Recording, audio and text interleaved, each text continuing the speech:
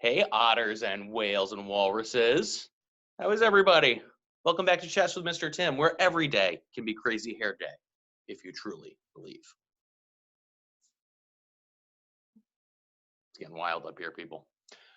Anyway, I think we're on our fifth chess lesson, and this week is kind of a fun one, kind of an easy one, too, depending on how you look at it. And we are going to learn how to play crazy chess in just a few minutes. It's backwards, it's upside down, left is right, up is down, cats are dogs. It's the complete opposite of the real way you play chess. So that's pretty exciting. But let's also review what we've learned recently.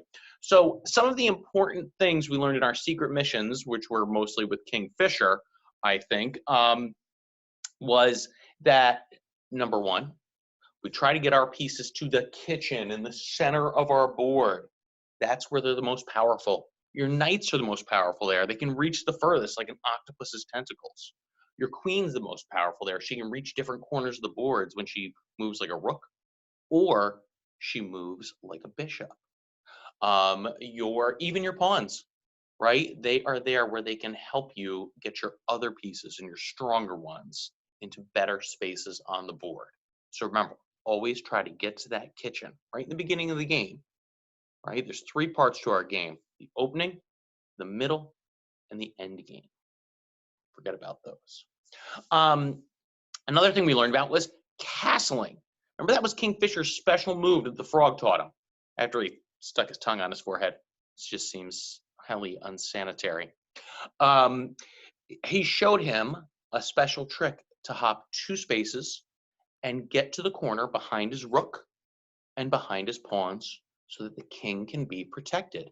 Now, remember, when we play chess the real way and not crazy chess, there's 2 things you're trying to do. 1, to capture your opponent's pieces, and 2, to then capture their king. We're getting to that part. Don't worry. And finally, when we do start the game during our opening, the best way to get started on the middle game is to have our rooks look at each other, right? So after we castle, getting both of those rooks to the inside in the middle of the board so that they can see each other and clearing out all those pieces in the back row.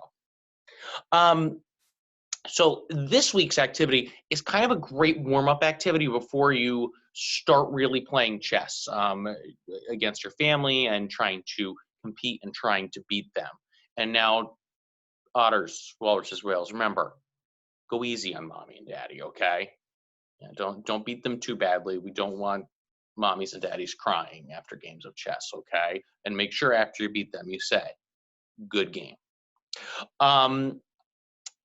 Crazy chess is the opposite of regular chess. And we're going to do a few things backwards to play with it. Number one, the black team's going to go first. I know that's crazy. You don't have to tell me. We learn a million times in chess the white team always goes first because a long time ago somebody made up those rules and they just stuck forever. And that's okay. But in crazy chess, the black team's going to go first. And instead of trying to capture all the other team's pieces, are you ready for this? You're going to try to get rid of all your pieces and let the other team capture you. I know, can you believe it? It sounds weird, doesn't it? But you know what? It's a great way to learn and memorize how to move all your pieces and find the important spots on the board. Because if you're moving to places where you get captured, you're starting to see how the other team can move to capture you. Because that's important in chess. You need to understand what you want your team to do and what the other team's going to do to try to beat you, because chess is a game where there's a winner and there's a loser, and that's okay. You're not always going to be the winner. You're not always going to be the loser. Sometimes you're even going to tie. But in this case, in crazy chess, you're going to kind of try to be the loser. So let's take a look at our board. Ready? I'm going to move our camera over here. Far away. Oh, look, there's our board. Right? Can we see everybody? Okay, move this down a little bit more. So on our chessboard, I've already got the black team all set up. Like I said, this week, they are going to be the first ones to go. Changing it up a little bit, right, for crazy chess? In honor of doing everything backwards. So also on our board, we're going to set up our white team. So let's set them up together. Let's start by putting our king where he belongs. Our king always goes on the opposite color. So this is Kingfisher, our white king. Put him in the middle on the dark space in front of the letter E. Next to him, we can't forget about our queen. Here's Queen Grendel.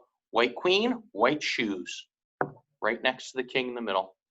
Next to them are the king's little brothers, B and Bop, our bishops. Outside of them are their good friends, Clip and Clop, the knights. Our horses in the story, right? I loved their adventure. Remember when they took that long trip to try to find the best grass in the whole kingdom? Oh, they're back here now, ready to do their gallop, gallop, step to the side moves. Next in the corner, we have our rooks. And finally, we have our whole line of the king's kids in front. All of our pawns, right? And we know all their names, right? There's Tiffany and Bobby Joe and Melvin and Bill and Ted and this is Chase and Marshall and Sky, of course, right? So they're all lined up in front, and now we're ready to begin our game. Now, normally, if we were playing a game of chess, I would, of course, be reaching for the white team and thinking about who I was going to move first. But we're not playing regular chess. We are playing crazy chess this week. It's even crazier because I'm here playing on my own. I have no one to play with, but that's okay. We can still practice together. So this week, our black team's going to move first. I'm going to start off pretty regular like we would in our normal game, and I'm going to move one of my pawns into the kitchen. Get them up here.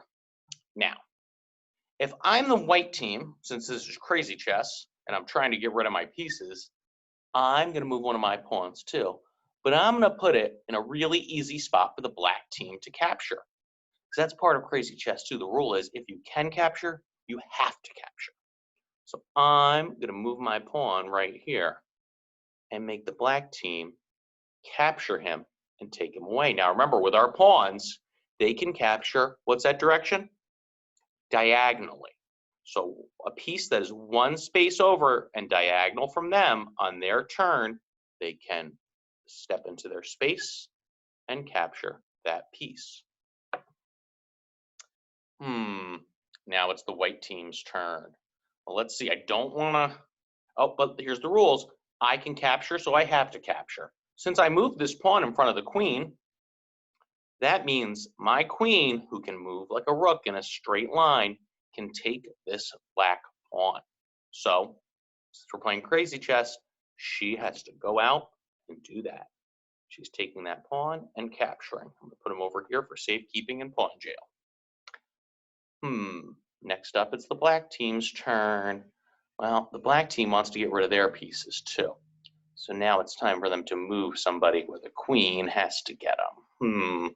I think I will move this pawn right here, right next to the queen, and say, come and get me. And the queen is going to have to do just that.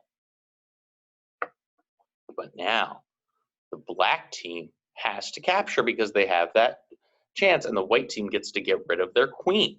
Remember, it's crazy chess, so this is the time we want to get rid of the queen. In real chess, she's our most powerful piece. We want to hang on to her, but not in this game. Let's get rid of our good pieces, right? Here comes the black bishop sliding on a diagonal and taking the queen away. Goodbye, queen. We hardly knew ye. Well, I don't think anybody on the white team right now is able to get the bishop. So we have to make a move that maybe will make the bishop capture somebody. Let's see. What could I do to make that happen? I have an idea. Remember, I want to get rid of our good pieces. I'm going to take my knight. I'm going to do a gallop and a step to the side. I know lately we've been going towards the kitchen a lot. This time I'm going to go away because that means that black bishop can take my white knight on the slide. Ready? Here it goes, sliding diagonally. Well, there goes the knight. I did a good job getting rid of him. And now that it's the white team's turn and they have to capture, my pawn is going to slide on the diagonal because right here, one space away, is the black bishop. And there goes the black bishop. Oops. And my pawn's jumped for it. Anyway, I won't play out the whole game. Like I said, but Crazy Chess is a great way to warm up for playing the real game of chess. It helps you remember how other pieces move and how they capture. And it's a great way to practice too, because like I said, at chess, you don't always win. Sometimes you lose. And I guess when you're trying to lose, you win. But if you win at Crazy Chess, you lose. So I'm not entirely sure what all that means. Next week, we're going to talk about something very special in chess, and that is how to turn your pawns into queens. How to turn your pawns into queens. Think about how much better your chess team would be if all of your pawns, poof, magically turned into queens. A lot better, right? All right, thanks for joining me for chess lesson number 5. Back with lesson number 6 soon. I hope you guys are having a great week. Seems like our weather might be improving a little bit, so I hope you're getting outside and managing to have some fun with your families. Stay safe, stay awesome, and I hope I'm going to get to see you guys soon. Bye. Thanks.